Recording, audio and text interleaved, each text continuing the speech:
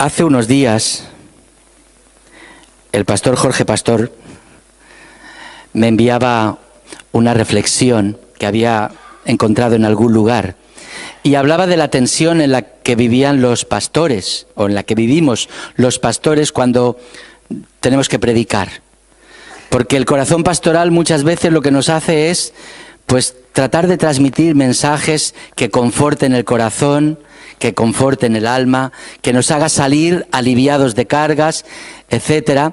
Pero también el que comparte la reflexión de la palabra de Dios, y también los pastores, tenemos una dimensión profética. Y la dimensión profética entendemos porque hemos leído el Antiguo Testamento y recordamos que los profetas muchas veces tenían que decir cosas que el pueblo no quería escuchar, ¿eh? Y es difícil. Y honestamente, cuando busco la dirección del Señor a la hora de compartir un mensaje, no estoy pensando en que salgan contentos, que salgan, sino, Señor, que sea el mensaje que tú tengas para hoy, para cada uno de nosotros. Y ese es mi anhelo también en esta mañana. Pero cuando estaba pensando en qué compartiros, pues sabía que hoy tendríamos aquí a hermanos de la iglesia de Bellreguard, que hoy también íbamos a tener este acto de dedicación del pastor Jorge Pérez, y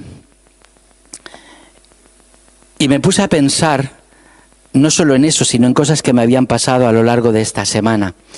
Y creo que todo estaba pues ahí puesto para que de alguna manera acabara reflejado en este mensaje, y que el resultado de este mensaje no sea otro, sino el de tomar con un mayor compromiso y seriedad lo que significa que estamos llamados a ser sal y luz, que estamos llamados a ser testimonio vivo de la gracia de Dios y del amor de Dios.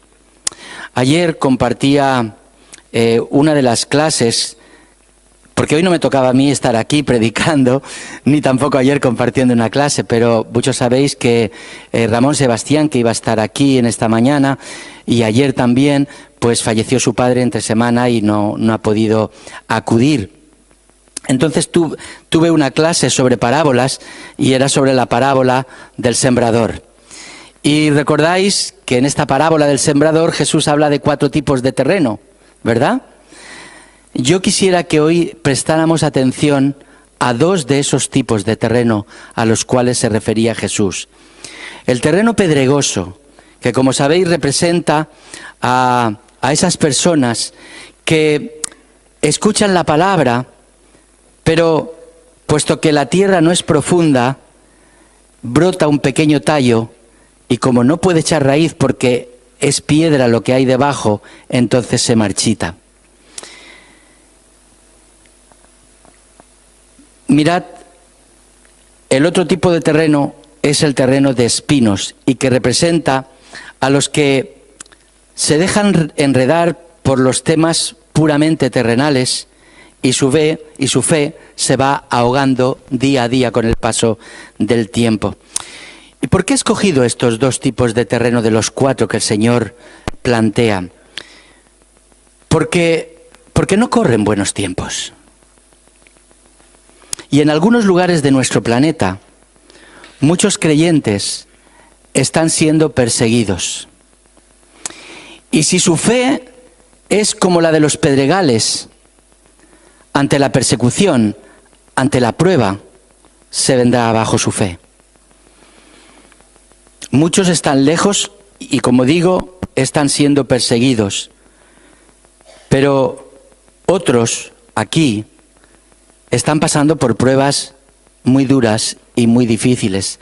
Ayer les hacía referencia en la clase a un triste suceso que ha tenido lugar esta semana y que ha afectado pues de manera especial a mi esposa. Un niño de la guardería donde ella trabaja, de la escuela infantil, no quiero decir guardería porque me riñe después, donde ella trabaja, fue arrollado por un coche a la salida de la escuela, de la escuela infantil. El dolor que durante estos días está sintiendo es tremendo, y ella no cesa de hablar del dolor por el que está pasando su madre, a la cual se le escapó y ocurrió el fatídico accidente. Muy pocos días de diferencia de este hombre que iba a su trabajo y olvidó por el estrés, por las prisas, por un montón de cosas, a su bebé en el coche y también falleció.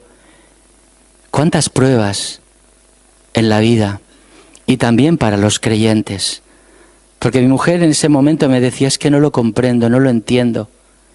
Y hay cosas que nos cuestan entender, cosas que nos cuestan procesar cuando nos afectan directamente. Porque no hace mucho estábamos oyendo acerca del tsunami allí en Indonesia y quizá como nos queda lejos a la distancia y no conocemos a las personas, simplemente nos conmueve el número y a veces algunas escenas que nos muestran, pero cuando nos llega directamente nos cambia, ¿verdad? Y creyentes en nuestros días y aquí en nuestra iglesia están siendo sacudidos por fuertes pruebas.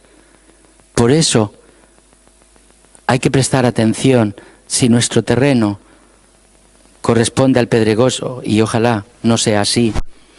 Y por otro lado, y en relación al otro tipo de terreno, hay iglesias que están en ámbitos tranquilos, donde no hay persecución, donde no sufren ningún tipo de dificultad y a veces ni siquiera dificultad económica, para poder expresar su fe, pero de alguna manera son iglesias que están muy seducidas por el secularismo de los tiempos en los que vivimos y no están siendo el tipo de sal y de luz que deben ser. Son aquellos que se dejan seducir por las ambiciones de este mundo y al final, pues su fe poco a poco se va ahogando. ¿Recordáis la parábola de la viuda y del juez injusto? ¿La recordáis? Una viuda que iba ante un juez y le insistía para que le hiciera justicia, justicia, justicia. Y el juez no le hacía ni caso. ¿Por qué? Porque era una viuda y las viudas no tenían recursos.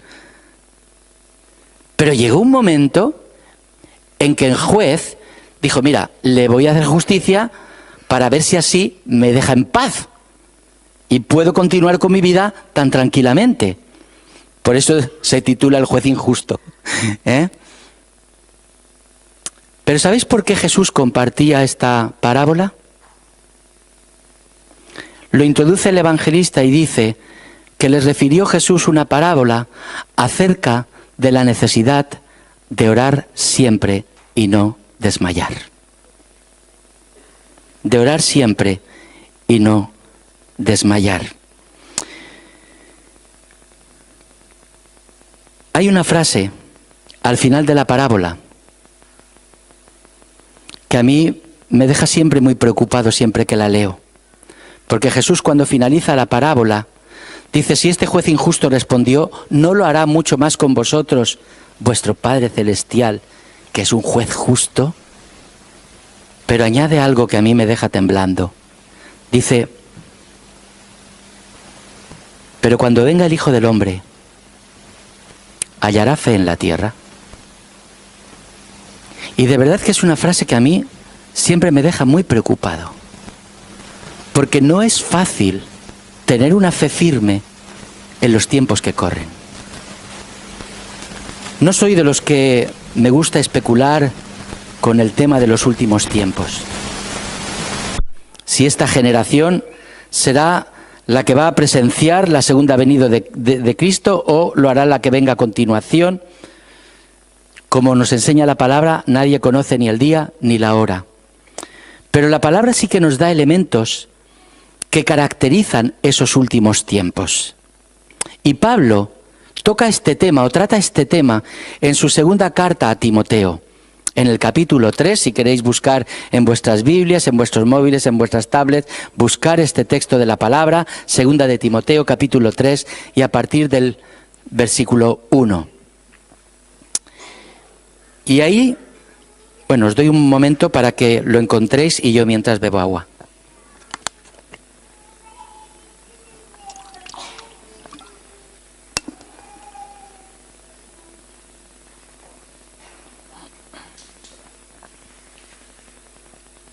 Y ahí encontramos estas palabras de Pablo.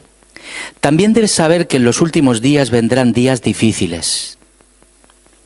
Los hombres serán egoístas, amantes del dinero, orgullosos y vanidosos. Hablarán en contra de Dios, desobedecerán a sus padres, serán ingratos y no respetarán la religión. No tendrán cariño ni compasión, serán chismosos, no podrán dominar sus pasiones, serán crueles y enemigos de todo lo bueno, serán traidores y atrevidos, estarán llenos de vanidad y buscarán sus propios placeres en vez de buscar a Dios. Aparentarán ser muy religiosos, pero sus hechos negarán el verdadero poder de la religión. No tengas nada que ver con esa clase de gente. De momento lo dejamos ahí. Me gustaría que repasáramos algunas de estas características que menciona Pablo, pero que lo hagamos pensando no en Timoteo, no en Pablo, sino pensando en el aquí y ahora, en el tiempo que nos toca vivir. Y es cierto que en todos los tiempos ha habido gente de las que aquí describe el apóstol Pablo. Pero cuando yo hablo de tiempos difíciles, o cuando yo pienso que nos estamos acercando hacia esos últimos tiempos, es cuando estas características se empiezan a generalizar mucho más de lo que anteriormente se habían generalizado. Y me gustaría que pensarais en estas características y pensarais qué grado de generalización está teniendo cada uno de ellos.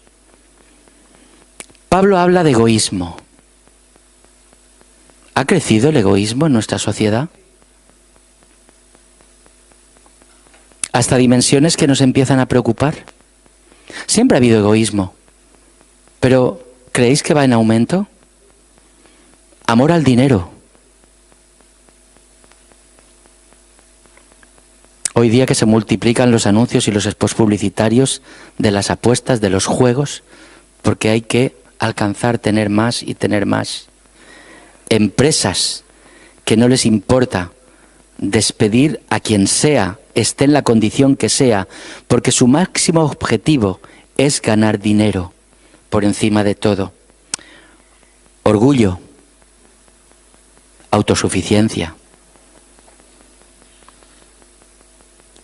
Pablo, en la versión que he leído, dice de los que hablan contra Dios, pero habla de los blasfemos, es decir, de los que se pasan la vida blasfemando contra Dios.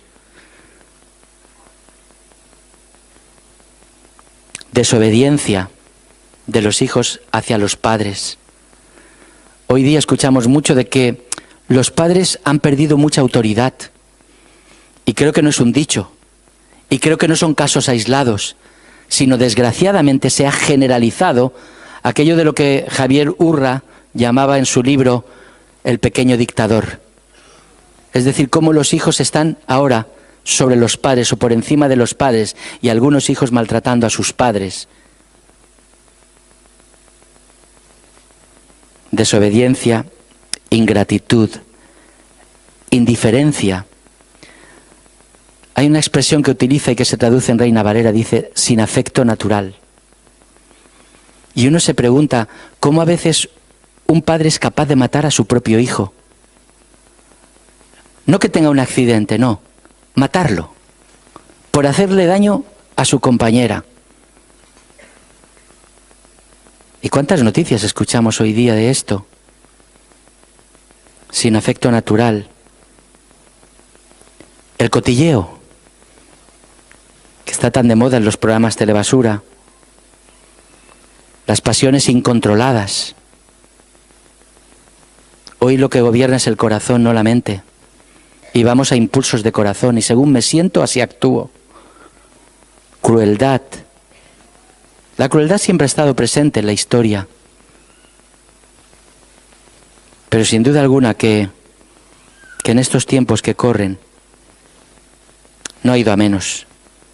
Engaño, hedonismo, apariencia de bondad, todas estas características.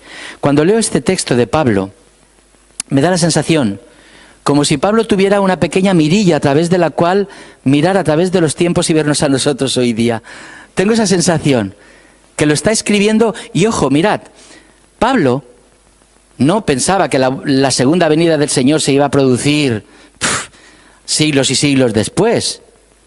A quien estaba instruyendo para que se preparara sobre los últimos tiempos era Timoteo.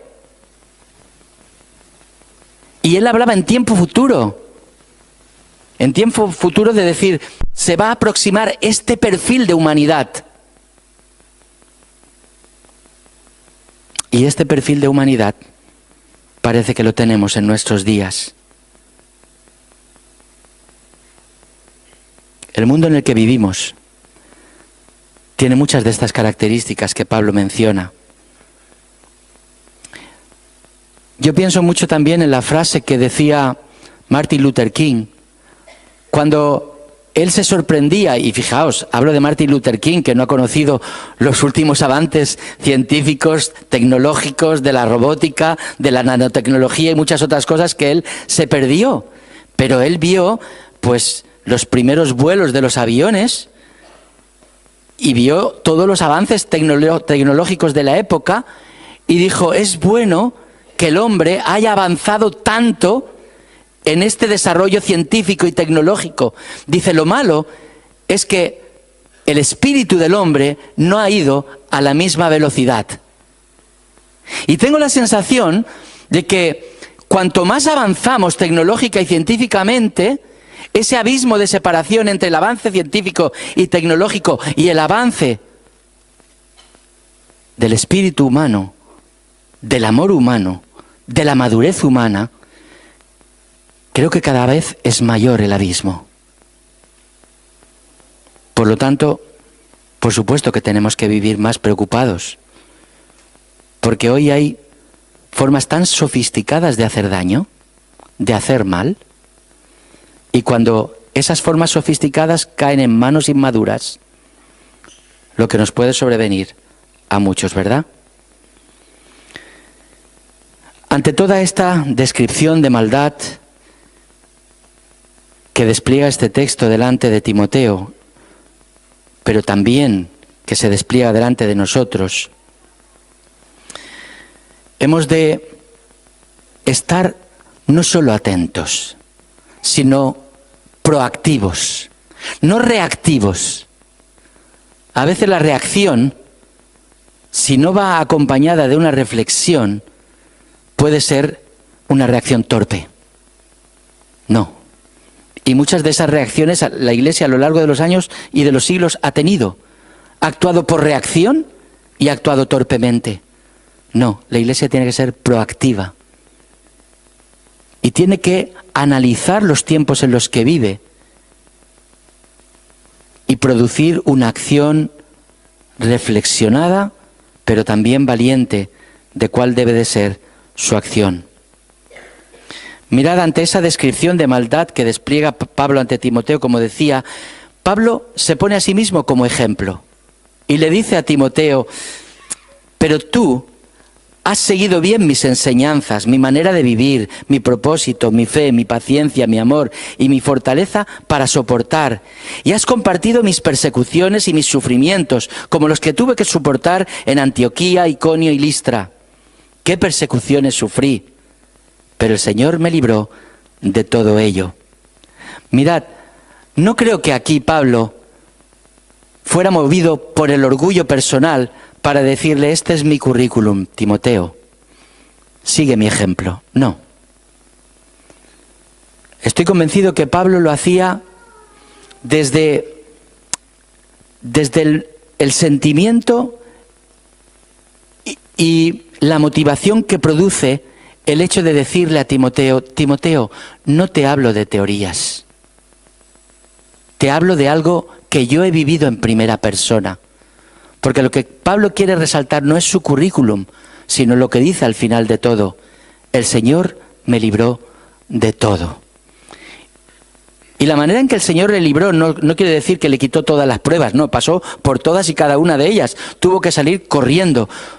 fue apedreado, sufrió naufragios, o sea, pasó por todo, pero salió vivito y coleante. Y lo que le quería decir a Timoteo es que a pesar de todo, el Señor le libró y lo mantuvo en pie para llevar a cabo aquella tarea que Dios le había encomendado. Si nosotros tuviéramos que advertir a nuestros hijos o a la generación de jóvenes y adolescentes que vienen detrás de nosotros sobre la dificultad y complejidad de los tiempos que se les avecina, de los tiempos que ellos van a vivir en primera persona, pero eso sí, para motivarles a que se mantengan firmes en su fe, ¿podríamos hablarles de la misma manera en que Pablo lo hizo a Timoteo? ¿Podríamos decirles a estos jóvenes y adolescentes, pero tú sigue mi conducta, pero tú haz aquello que me has visto a mí hacer, pero tú sigue las actitudes que me has visto a mí tener ante esas situaciones de dificultad? ¿Estaríamos a la altura para poder decir las mismas palabras que Pablo? Ya digo, no desde el orgullo, sino para reconocer que Dios ha estado obrando y sigue obrando en nuestra vida. ¿Lo haríamos? No hablo de perfección, pero sí de una fe comprometida. No hablo de estar a la altura de Pablo, pero sí de una vida en la que se aprecian con claridad los valores cristianos. Mirad, para que no quede en abstracto, busquemos lo opuesto a las características que Pablo denunciaba del tipo de humanidad que se avecinaría en los últimos tiempos, para que busquemos en lo opuesto justamente aquello que es lo que Dios espera de sus hijos. Y si la característica primera era el egoísmo, piensa, ¿hay en mí generosidad? Si la característica era amor al dinero, ¿soy desprendido? Ante el orgullo, ¿soy humilde? Ante la desobediencia, ¿soy obediente? Ante la ingratitud, ¿soy agradecido? Ante la indiferencia, ¿soy empático? Ante el hecho de aquellos que estaban sin afecto natural, ¿realmente hay afecto natural en mi vida? Ante los que les encanta el cotilleo, ¿soy discreto? ¿Evito la murmuración? ¿Evito descalificar a otros? Ante las pasiones incontroladas, ¿dejo que el Espíritu de Dios controle mis pasiones? Ante la crueldad, ¿soy misericordioso? Ante el engaño, ¿soy sincero? Ante el hedonismo, ¿busco agradar a Dios? Ante la apariencia de bondad, ¿hay coherencia en mi fe entre lo que digo y lo que vivo? Porque esto es lo que hemos de buscar. Si queremos que las generaciones que vienen detrás nuestra, los sólidos de fe, y tú y yo tenemos que ser modelos y referentes de solidez de fe para estos jóvenes y adolescentes que vienen detrás de nosotros. Porque mirad, no nos engañemos. No funciona aquello de haz lo que yo te digo, pero no hagas lo que yo hago. No funciona. Con los jóvenes no funciona. Pero mirad, Pablo no se queda ahí, en su persona como ejemplo. Le da a Timoteo algo más sólido que su propia persona. Y por eso a continuación, más hacia el final del capítulo, dice, tú sigue firme en todo aquello que aprendiste, de lo cual estás convencido. Ya sabes quiénes te lo enseñaron. Recuerda que desde niño conoces las Escrituras que pueden instruirte y llevarte a la salvación por medio de la fe en Cristo Jesús. Toda Escritura está inspirada por Dios y es útil para enseñar y reprender, para corregir y educar en una vida de rectitud, para que el hombre de Dios esté capacitado y completamente preparado para hacer toda clase de bien. ¿Hacia dónde apunta Pablo? Hacia lo que debe ser fundamental para nuestra vida, la palabra viva de Dios. Es una invitación, no solo a Timoteo, sino también a nosotros, a mantenernos firmes en lo que hemos aprendido de la palabra. Aquello que tú y yo sabemos de la palabra, poder ponerlo por obra. Mantenernos fieles. La palabra de Dios es como un guión para nuestra vida. Ayer estaba escuchando, sabéis que esta semana falleció la gran cantante de ópera Montserrat Caballé.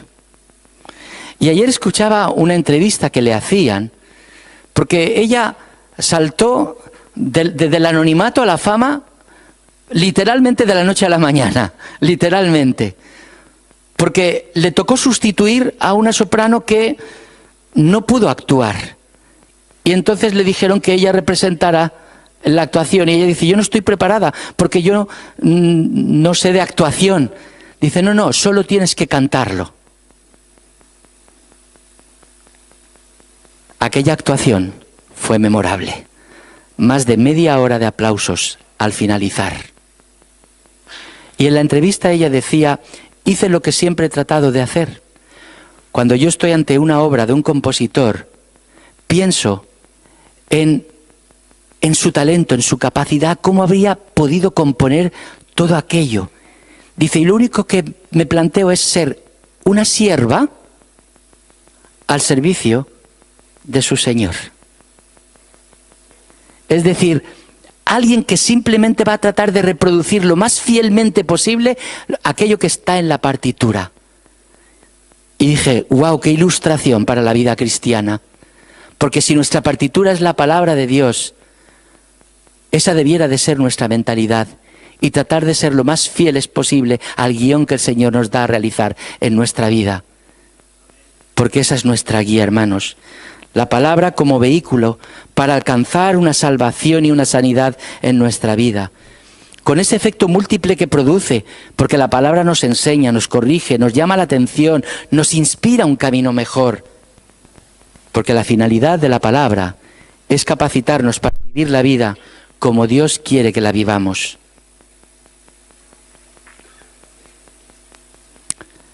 Jorge e Iglesia de Belreguard, emprendéis una etapa nueva, una etapa en tiempos para nada fáciles, en tiempos complejos. Pero quiero que pensáis esto, cuanto mayor es la oscuridad, más clara se tiene que hacer nuestra luz. Y yo estoy convencido que allá donde el Señor os ha puesto, vais a brillar, porque necesitáis hacerlo. Tenéis que brillar en medio de un mundo en tinieblas. Y la manera de brillar no es simplemente a través de un culto inspirador, sino a través de vidas que reflejan fielmente la partitura que es la palabra de Dios. Iglesia de Denia, nos toca lo mismo. Nos toca exactamente lo mismo. Y mirad, en este retiro de liderazgo que vamos a tener, no buscamos otra cosa, sino la de ser fieles a la partitura. Buscar la manera en que la Iglesia sirva, ajustándose a la palabra, a los parámetros de la palabra, para que podamos brillar aquí también donde el Señor nos ha puesto. A ti y a mí, cada uno, donde el Señor nos pone, ser verdaderos hombres y mujeres que entienden lo que significa ser discípulos de Jesús en tiempos de oscuridad, en tiempos en los que vemos que la maldad va creciendo y el perfil humano se va enrareciendo. Porque como digo, creo que mayor es el abismo cada día que pasa. Y cuando se habla de que la humanidad está avanzando, estoy convencido que siempre tenemos en mente las claves de la ciencia y de la tecnología. Pero yo no diría que la humanidad está avanzando cuando estamos hablando del desarrollo del espíritu humano. Cuando estamos hablando de esos valores que nos hacen ser verdaderamente humanos y que el Señor Jesús inspiró en su persona. Que el Señor nos ayude, hermanos, y podamos ser ese tipo de iglesia aquí en Bellreguard, en Javea, en Pedreguer, en Ondara, en Ibi, en Benissa, en Valencia, en cualquier rincón, no solo de nuestra geografía nacional, sino de la geografía mundial. Que el Señor nos inspire y nos ayude. Amén. Amén.